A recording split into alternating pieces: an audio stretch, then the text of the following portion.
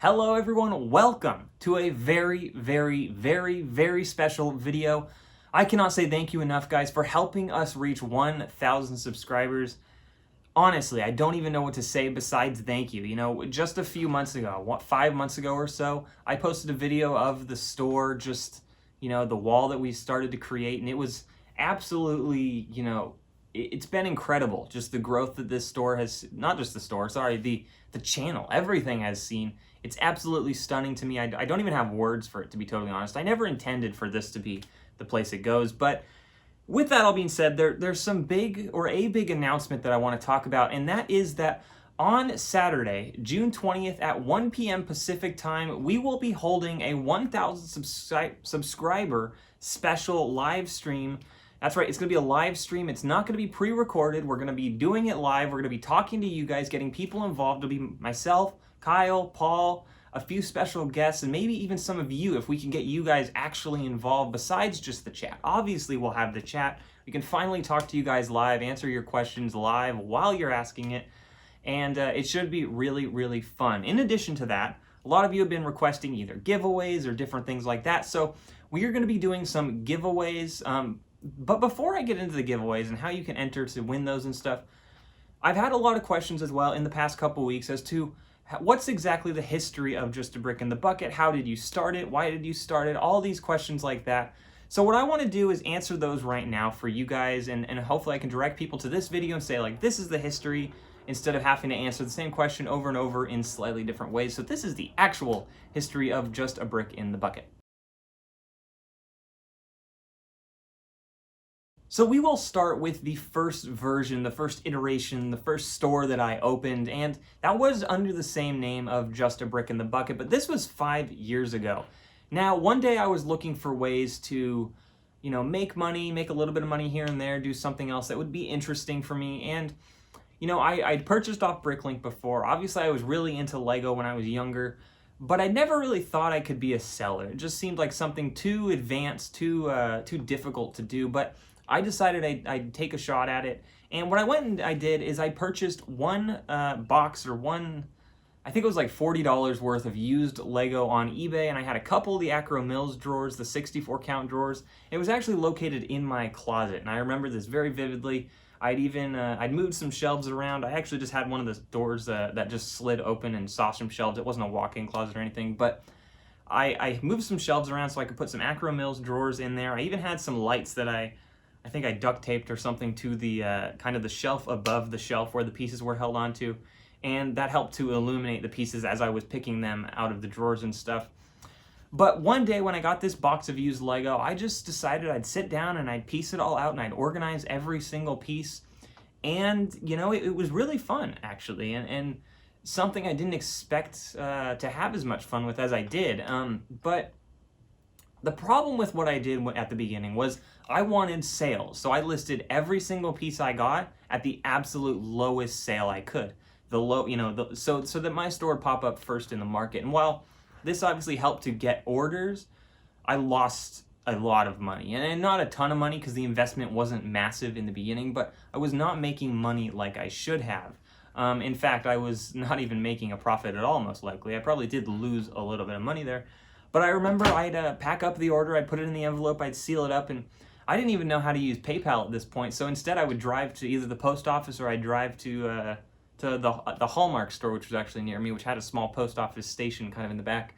And I would bring it to this lady at the Hallmark, and she would, if it was thin enough, like someone just ordered one plate or one tile or something, she would put it through the slot. And if it fit through the slot, it was like less than $1 to ship or something like that. And if it didn't fit through the slot, it was the normal like $3 or so to ship, in the US at least.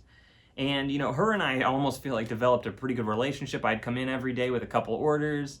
It was very friendly and very interesting, but I hadn't learned how to use PayPal yet, so I wasn't able to print out our own labels and stuff.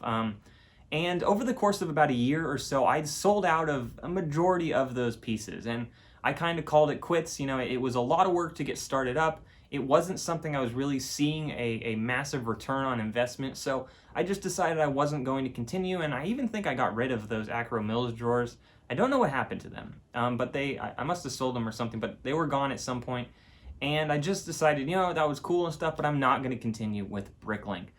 But then, I decided about a year later I would do what I call version 2 of BrickLink. So version 2 was really an expansion and a growth in the store, not just in size, but in the way I operated it. I made a couple decisions. First of all, I was not going to price every piece at the absolute lowest. While I got a lot of sales, it was not profitable. And the second thing I did was I decided I wasn't going to buy used pieces and sort them out because that takes a lot of time. I decided I was going to go with some new boxes, some new sets, and part them out, which took less time. It was new pieces, so they sold for a little bit more. Overall, it seemed like a better strategy. But being that I sold my Acro Mills drawers, I had to get a few more, drawer units, and that's where I got some of these original stack-on units. We got 4 of those at some point, and I was in this small 5x8 storage unit. I rented it instead of, doing it in my closet, and it worked for a while. I want to say it was pricey, actually, now that I think about it, and I think the store was paying for the unit, but that's about it. It wasn't making really a profit necessarily, but the expenses were paying for the storage unit. But I did this for about a year or so, about 10 months or so. And then at that point, a separate company, Kyle and I own a separate company, and we needed a larger storage unit to house equipment. And being that we had some extra room in this larger storage unit, I decided instead of me paying for, Running Gear was paying for the bigger storage unit, but then instead of myself paying for the small one, why don't I just move, because there was extra room in there, my little one into the larger one. So that did work, and we did that for a little while. The downside to this, and the reason that it didn't really work for BrickLink, is, Kyle and I don't need to be getting our equipment every single day, or we weren't at the time at least, so it was okay that it was a half an hour away. This other one, like I said, was just down the street, so this was a transition for me where I couldn't just, take a 5-minute stroll over to the storage unit, pack 2 orders, and ship them. It was now 30 minutes to the storage unit, maybe 20 minutes to the post office, and then, and then I could get home or whatever, so it was a lot longer of a trip, and that was part of the reason that version 2 shut down and wasn't open all the time and didn't go well or work well. And then came, kind of version 3 with BrickLink after that. So version 3 took place and kind of transitioned at I want to say in November of 2019. Kyle and I had outgrown our storage units at this other facility. We were in the process of purchasing more equipment that wasn't going to fit in that facility. It was a half an hour away, it was expensive. There were a ton of cons with that, so we went out and we found a larger unit and stuff that we could use. It's about the biggest unit you can get now, I swear. But the nice thing about this unit is it came with this second story up top. So instead of just walking in and open the garage door, you had everything in there.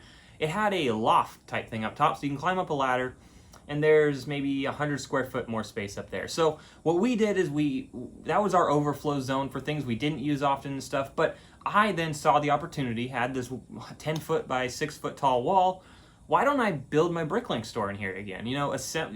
Get some more drawers, expand it. It's so close to my house, it's 5 minutes away again.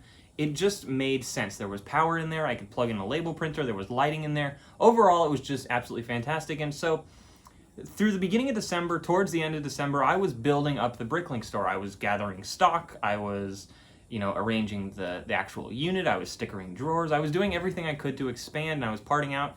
And at the end of December, on December 31st, actually, we opened the store. And I say we at this point because we started to get involved together. It was Kyle, Paul, and I. We all were interested in looking to doing this together. And we opened the store. And the problem with this was by halfway through January, we had every drawer full. We were as big as we could get. And I want to say we didn't quite have 50,000 pieces. There were probably 40,000 pieces in the store because we weren't able to get up to 50,000, which was a huge milestone until we moved here, which is Paul's garage. So Paul's garage was packed, but we organized it over the course of a weekend. A lot of the stuff went up in his attic. His attic is totally empty, so a lot of this was able to move up there. And we were now able to occupy most of this space here and obviously build the wall that you see now. And over the course of the past 6 months, it's just grown like crazy. I think us working together has been so incredible because it's, I'll come in one day and Paul will have parted out a set, and all I have to do is scan them in or something. And then Kyle comes in and picks some orders. And overall, it just is a great workflow. It's a lot less work for us all to do it together. It's a lot more enjoyable if we're all parting out a set together. Overall, it changes the dynamic of running a store, and that's something I definitely have learned, from running these 3 versions of a BrickLink store. Each version has been different, but this one has absolutely been the most enjoyable, the most impressive, the most fun to grow. Overall, I couldn't be happier with this version of the store. But that's not why everyone's watching this video, but hopefully that answered a lot of the questions as to, what exactly was the history behind the store and stuff. So that was it. Hopefully that answered the questions. But a lot of you guys I know are wondering, what are these giveaways you're doing on this stream on the 20th of June? Well, what we want to do is make it special. So we're going to get you guys involved, like I said, but also we're going to be doing a few of the Lego promo set giveaways. So we'll be giving away these 2 sets and a couple others as well.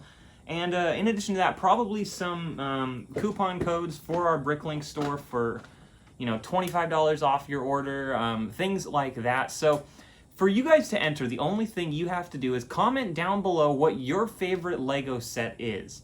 And keep in mind, if you comment 20 comments, that doesn't give you better chances. Only 1 comment will do the trick. But comment down below what your favorite Lego set is. I'm extremely interested to see if there's a certain amount of people that like a certain theme more than others, and might even talk about that in the stream depending how those statistics look there.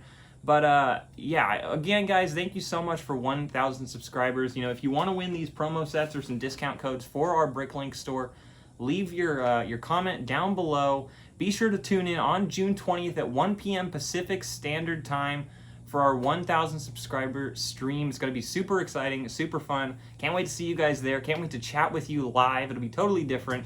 And we got a lot of big announcements, not only for the channel, but for the store and stuff that we'll announce that day. So be sure to tune in. Once again, it is at 1 o'clock p.m. on June 20th, Pacific Standard Time. Thank you guys so much for watching. We'll see you in the next video.